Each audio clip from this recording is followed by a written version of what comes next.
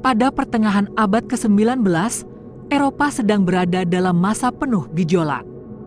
Revolusi industri mempercepat mobilitas manusia. Jalur perdagangan semakin ramai. Perbatasan politik kerap berubah akibat perang dan perjanjian antar negara. Dalam situasi itu, catatan perjalanan dan laporan di pos perbatasan seringkali merekam hal-hal ganjil yang dialami petugas. Salah satu laporan aneh muncul sekitar tahun 1851, tahun 1855, disebut-sebut di kawasan perbatasan Prancis, Belgia, atau Jerman Barat. Ceritanya bermula ketika seorang pria asing tiba di pos perbatasan. Penampilannya wajar untuk ukuran masa itu, berpakaian rapi, membawa koper, dan berbicara fasih dalam beberapa bahasa Eropa, termasuk Prancis dan Jerman. Namun masalah muncul ketika dokumen perjalanannya diperiksa. Paspor yang ia tunjukkan tampak asli, lengkap dengan stempel otoritas resmi.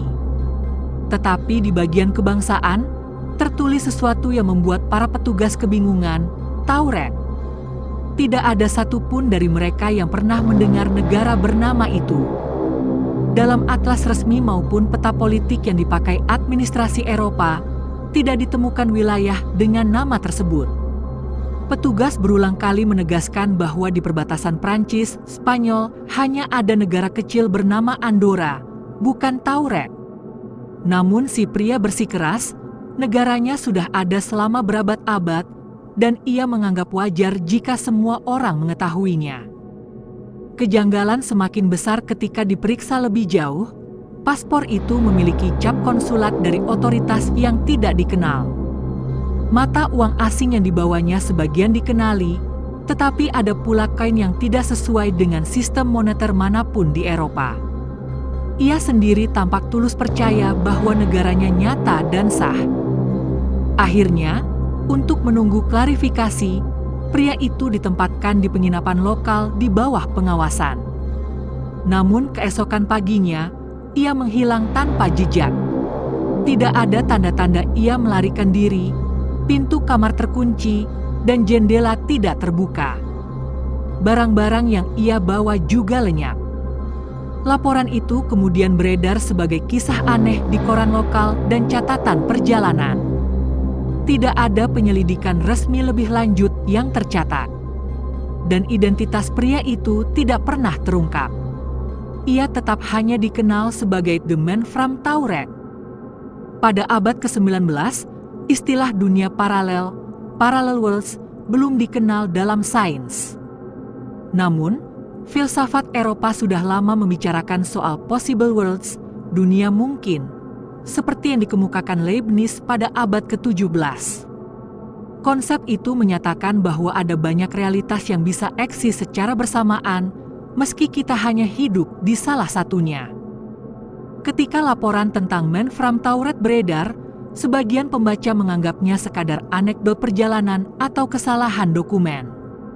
Namun, ada pula yang di kemudian hari mengaitkannya dengan gagasan dunia paralel. Bagaimana jika pria itu benar berasal dari sebuah realitas lain, di mana Tauret adalah negara sah di pegunungan Pyrenees, menggantikan Andorra? Dalam dunia nyata kita, Tauret tidak pernah ada.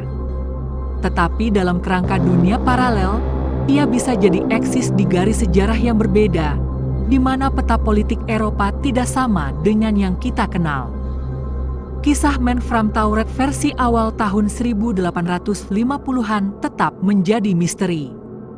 Tidak ada bukti kuat selain catatan anekdot. Namun kemiripan pola dengan kasus serupa di Tokyo pada tahun 1954 membuatnya sering disebut sebagai pendahulu urban legend modern. Jika ditafsirkan secara rasional, kasus ini mungkin sekadar salah paham atas dokumen, pemalsuan paspor, atau berita sensasional di surat kabar.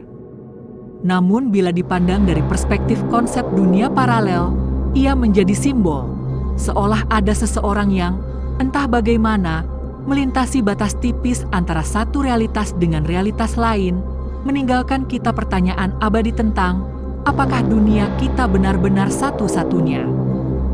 Bagaimana menurut Anda? Tulis di kolom komentar. Bagi yang belum, jangan lupa subscribe.